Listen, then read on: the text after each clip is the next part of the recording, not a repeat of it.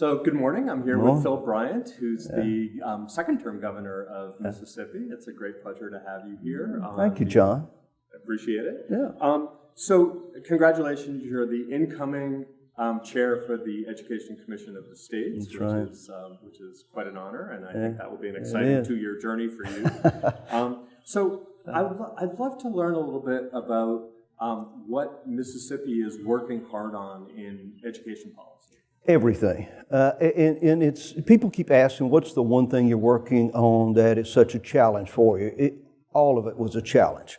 When I came in as governor, only 48% of the third graders were reading at proficiency. And we all know how important that third grade is. And so we took that on. I had Jeb Bush come to my state, and Jeb is a dear friend, but I knew back in the 90s he was doing creative things in Florida. He was the gold standard, if you will, particularly among Republican governors, of how do we embrace public education and make it better.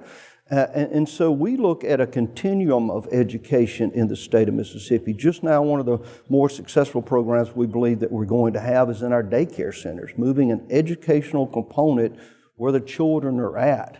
We have been for, I guess, the last decade in this country trying to determine how would we do that? How do we get these 3, 4, and 5-year-olds or 3 and 4-year-olds, and do we move them to a public education setting in another building? How do we put them on school buses? And we realized they're there. You go where the children are at. So we're working with our community colleges to educate at a basic level daycare workers that might then be able to go into that daycare setting and begin with the letters and with your with numbers and colors and language and start there to have those children prepared, as we will test to determine if they are prepared then to go into kindergarten. If they're not prepared to go into kindergarten, then we've got more work to do. But we think we are beginning our longitudinal data system. The data we have been receiving in very early stages indicate there's a direct and very significant increase of those children that now are in this learning component as to those that have not received that. So how is the state working to make sure that there's access for kids in pre-K? You have to go find them. You literally. We are also working with Save the Children, because the other problem is if we look at, and a lot of them are in our federally funded daycare program, so they are part of someone who is below the poverty level. More than likely it's a single mom, so we know we have that population in our federally funded daycare centers where they don't have a job, probably do not have any formal education. And so these children are struggling from the day they leave home. So we are working at that program, but also with Save the Children, going into communities and finding those children at the end of that gravel road and bringing an educational component into the home for them. You have to go out and find every child and then find a program that fits that child. And of course, there's always funding challenges, but starting at the beginning is the most critical part that we have found. And then getting to the third grade, a few years ago, we said something really dramatic. We said we don't think you ought to be socially promoted to the 4th grade unless you can read at a 3rd grade level. Tremendous outcomes simply by that.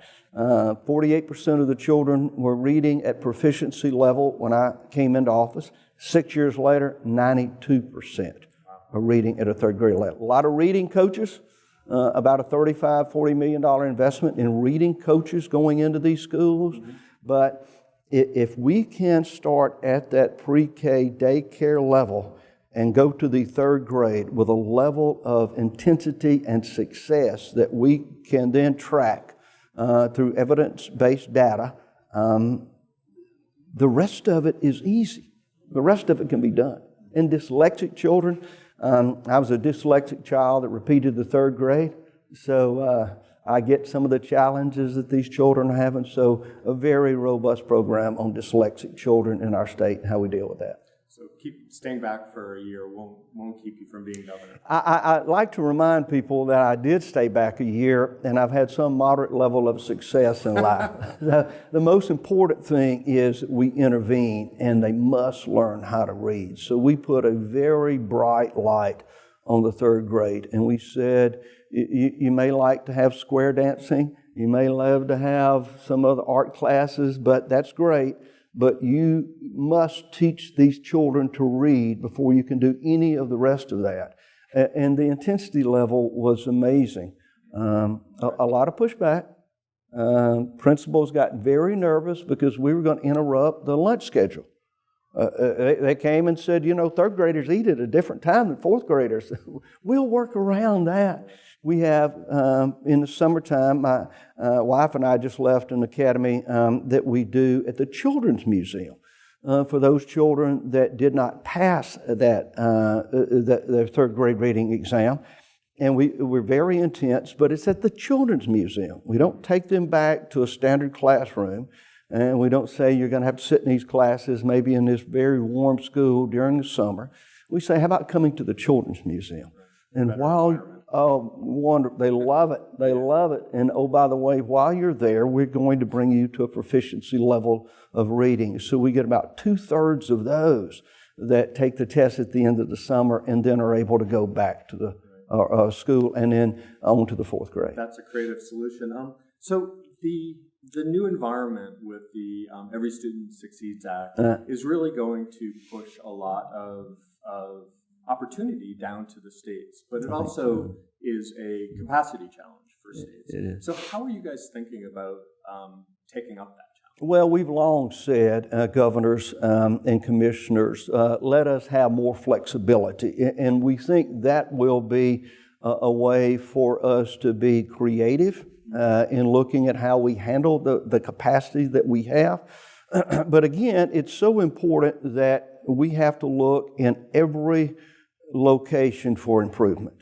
There is no golden bullet. There is no one thing that you can do. It is an everyday continuum, and you have to have every player on the team has to be playing at his maximum or her maximum level. I've got to communicate with my commissioner every day. I have an outstanding assistant administrator that works for me at an executive level each day in public education. And Dr. Smith deals with the governor on a daily basis, texting, phone calls, meetings, so that we are able to then coordinate with our state commissioner and then our superintendents and then our community colleges and IHL and our businesses and our parents. No one can be left out of this. And if we ever believe that we have the answer and we don't need other people to affect that improvement, you're going to fail. You can't do it alone. How do you think about the challenge of balancing capacity building with accountability? In the past, we made such bad decisions on anecdotal information. We heard something that someone else was doing in another state, and so we tried that. Every new governor came in with a new plan, and they had a snappy name for it, and they tried to change everything that was going on in public education. Or every 4 years, we'd change the entire testing system. And I think we'll have more flexibility, but through that, we'll also have the ability to, I think, involve more stakeholders in this entire process. For example, our first early education program came out of the business community. Businesses joined together and for about $3 million a year said we are going to donate $3 million because the capacity in early childhood learning began to grow pretty rapidly from 0 to thousands. And so we said, how do we deal with this? Well, it can't be a new law. You can't just say, okay, every child at this age is going to receive early childhood learning, because what do we do with them? How do we manage that capacity? So we began in a very deliberate effort of taking that $3 million, involving the local business communities and the larger corporations across the state, and finding out through pilot programs what was the best method. And then could we test the data and the outcomes for those students, and then go to the legislature and say, it works. Will you now appropriate tax dollars for us to extend this program? So you grow managing the capacity through success. I know that there's a much more developed statewide data system in Mississippi. How are you using that system? Well, we're going to the Department of Education and we're asking. It was difficult because getting that information is very sensitive. You don't want to use a child's name or social security number or addresses, for example. So trying to integrate that system, our IT system, with the Department of Education system without interfering with that privacy was important, but we have to be able to, as best we can, drill down. And that means inputting information. It means you're going to have someone at that level, at the local school level, that's inputting correct information. I mean, the worst thing you could get is bad information, improperly inputted, because then your outcomes are skewed. So you've got to have a lot of training to be able to do that. You've got to have the capacity. Software and IT is very expensive. And so it's a tough decision to say, I've got leaking roofs, and I'd love to give teachers a raise, but I've got to be able to invest in this system to capture that data. But it's as I use the analogy of sharpening your axe. I mean, if you're going to go out and harvest or chop wood for a fire, you better sharpen your axe. And you have to stop and do that. You have to stop and quit cutting wood and sharpen that axe to make sure that we are successful in what our main job is, make sure that we're educating these children. And we need to know which trees to cut down. That's exactly right. And not cut the wrong ones down and not go in and just clear cut, but pick out the ones that we know are harvesting time. Governor Bryant, thank you so much for sharing your expertise. Oh, absolutely, with us, John. CPRE Knowledge Hub. Yeah, thank you. Great to meet you. Right.